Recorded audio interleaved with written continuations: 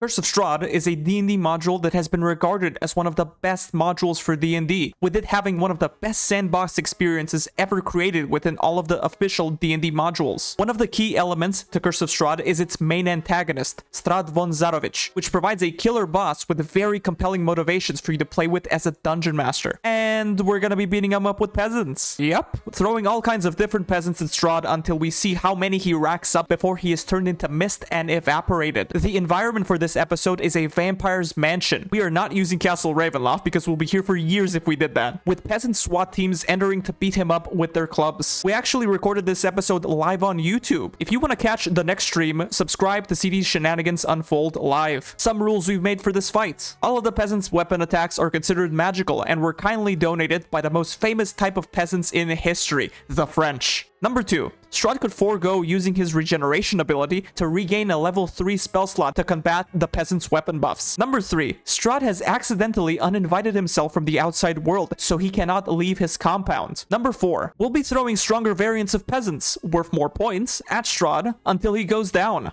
There is a possibility of him winning because we did not prepare for unlimited waves. The raid on Osama bin Strahd's compound started off with 70 peasants on the north and south sides entering the battle map, while Strahd was having a nice dinner. Our friendly vampire noticed the raid and decided to set up an ambush in the doorway, spider climbing on the wall 15 feet high above the door in preparation to attack the peasants. Our sacrificial lambs of the first wave began encroaching on the compound, picking up rocks, throwing them, and clubbing away at the windows with their melee weapons. Looking at this now, I think to myself, why in the 9 hells did I torture myself deploying 140 tokens for the first wave? For content, of course. Strahd saw his window breaking and filthy peasants touching his room, so he fireballed the western peasants, instantly racking up 12 eliminations and repositioning in his dining hall. The other peasants swarmed Strahd and tried to jump him, but missed all of their attacks. They only have a +2 to hit, by the way. Strahd then used his legendary action to try and punch a commoner, but he rolled a natural 1 and missed. What an embarrassment. In honor of this peasant surviving a vampire hit, we gave him the name of one of our chatters, Despacio. On the top of the initiative, as a lair action, Strahd summoned the Hound Spectre to aid him on his poverty patrol. Then, with another good old fireball, netted 13 more eliminations. Being cocky enough to not care about the peasants' attacks, he ran away from them, taking 3 damage from opportunity attacks. He heals for 20 per turn. They'll do nothing. The rest of the peasants squeezed through the doors and used their actions to encircle Strahd again, leaving only some of them to be able to actually strike him by throwing their clubs towards him. While charging forwards, one of the peasants got opportunity attacked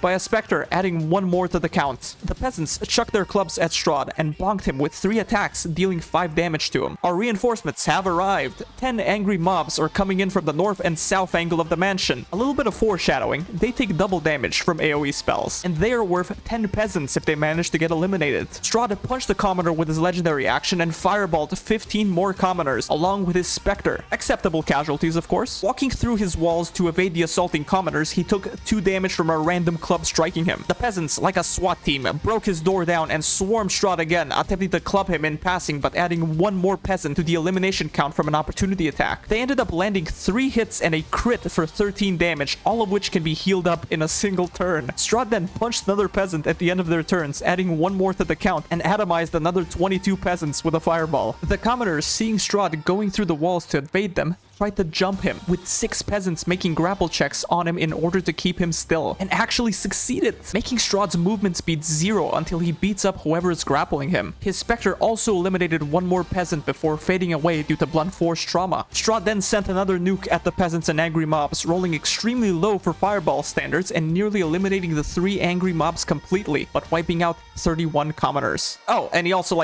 punched 1 more peasant. The commoners bonked Strahd for a whopping 8 damage, and the angry mobs swarmed the yard, cluttering up the entire map and hitting Strahd with their tools and rocks, dealing 28 damage. At the end of their turn, Strahd finished off an angry mob and 4th level fireball the entire yard, eliminating all but 1 angry mob in the middle, adding a total peasant elimination count of 97. The town's conscripts have arrived. These are just peasants who've maybe received 1 self-defense class, wielding spears, and have a whole 2 extra hit points. The partly deaf peasants and angry mob in the yard assaulted Strahd before they are eventually fireballed again, again, landing 6 hits and 2 crits, dealing 24 damage but getting 1 more peasant punched by Strahd. The conscripted infantry made their move and started invading the compound. Strahd eliminated 18 more peasants with his fireball and went in front of the eastern alley to his yard to block the conscripted infantry from moving forward. The 3 remaining peasants jumped Strahd to grapple and drag him away from the alley so the reinforcements can arrive. One of the commoners actually grabbed Strahd by his cloak collar and dragged him north, making way for his allies. The ultimate disrespect to Count Zarovich. This valiant commoner was unfortunately punched by Strahd, but his actions will not go unnoticed. The infantry encroached on the compound and surrounded Strahd, with some using their spears and the others using their slings to fire from far away. They dealt a total of 12 damage to him, along with the last angry mob stones, losing a peasant to a punch in the meanwhile. Strahd fireballed another 25 peasants worth of units, and then the souls of the slain peasants rose up as specters from the courtyard, yearning for vengeance on the dictator who killed them. They flew above him and harried him with their life drain, dealing a total of 48 damage, and making him use 2 legendary resistances to not have his max health lowered. And then our conscripts did a total of 27 more damage with their slings. The Hound Masters of Barovia have arrived. Strahd regenerated his HP and went through walls, avoiding the specters to try and recuperate some HP. The specters fanned out to search for Strahd, the screams from the deceased French peasants going, "He's over here! He's over here!" Once they finally found him, the Dog Masters let go of their leashes and sent the entirety of the dogs to jump through Strahd's windows, retreating out of the battlefield and adding 10 more to the elimination count. The conscripts opened up the door to the room Strahd was hiding in and all shot their slings, dealing 7 more damage from the stones breaking over his head, while Strahd punched 1 more ghost and continued fleeing north to the west of the mansion. The specters then followed suit, yelling obscenities at him for striking their mortal forms down earlier, dealing 14 damage to him with a hit and a crit. All the mastiffs started sniffing around the mansion and found the scent of Strahd's perfume. They are now aware of where Strahd is on the map, all the while losing 1 more specter to a punch. The conscripts then fanned out to different parts of the room and readied their sling attacks in case Strahd makes his way into their rooms. They will be ready to shout to their allies if Strahd attempts to hide and seek once more. Strahd then went to his window to the west and called for 15 wolves to support him with his Children of the Night feature, and they will be on the map in about 1 round. Reinforcements have arrived. The peasant rat catchers will send their rats out of their cages and flee due to fear, adding 10 more to the elimination count. We debated on stream, but I ultimately decided that the rats will be worth 6 peasants on an elimination. With 1 more specter being eliminated due to a punch, the map was getting so cluttered, the number of villagers was actually becoming a disadvantage for them. Not many could push through to make their attacks. Strahd took 28 damage from whatever slings the conscripts can fire, and like a proper Scooby-Doo chase, kept on running from the specters. The wolves of Strahd entered the fight and went to the eastern side to sneakily ambush the troops in the yard. Strahd ended up beating up 1 more specter, and all of the infantry just had a hard time squeezing through this funnel of death in order to get to Strahd, and none of their attacks actually landed. The wolves flanked and engaged the rats, and then we decided to eliminate all of Strahd's first level spell slots in order to regain a fireball slot, which he promptly used to fireball 22 more units running to the east. Strahd now started to use his legendary action to move his speed without provoking opportunity attacks in order to heal himself up more, and while the specters still gave chase and pursued, Strahd punched and eliminated 1 more of them. The mastiffs all ganged up on the wolves, counterflanking and spelling doom for them. The reinforcements have arrived. Father Lucian from Vallaki will enter the fray with his peasant entourage, all carrying flasks of holy water. Strahd then crossed into the room with conscripts in it and took 11 damage from the slings, casting sleep and putting 3 more people to a slumber. His wolves then made a coordinated attack, adding 4 more peasants to the tally, while the wolves in the courtyard took out 2 mastiffs and a rat swarm, adding 8 more peasant equivalents to the tally. Strahd then added 1 more peasant to the elimination count via the good old punch. One of our final waves was up. The commander of the peasant forces, one of the most famous peasants in history, their leader was deploying into battle. From the south, we have Maximilian Robespierre, a level 10 vengeance paladin. Strahd was the epitome of the class that he hated, so he was teaming to get his hands on Strahd for possessing a mansion. We're counting Robespierre to be worth 50 peasants. Strahd punched and grappled Robespierre as he ran towards him, dealing 17 damage. Strahd then forgoed regaining his HP in order to fireball the entire courtyard, eliminating 107 equivalents of peasant units from the battle. The holy hand grenade peasants, wielding holy water flasks, made their way and finally got sight of Strahd, but were unable to throw their flasks of holy water, and at the end of the turn, Strahd bit Robespierre for a bunch of damage, healing himself for some necrotic damage too. Robespierre hasted himself and attacked once with his hasted action, dealing 28 damage damage along with his divine smite onto Strahd, eliminating the option for him to regain any HP. Temporarily, of course. Strahd, regaining one fireball spell back, blasted the yard again, racking up 23 more eliminations, clipping Robespierre as well. But the concentration check on haste was maintained, and Strahd's wolves managed to eliminate one more Spectre. Strahd ungrappled Robespierre as a legendary action and ran away, but Robespierre was having none of it. With 60 feet of movement from haste, he saw Strahd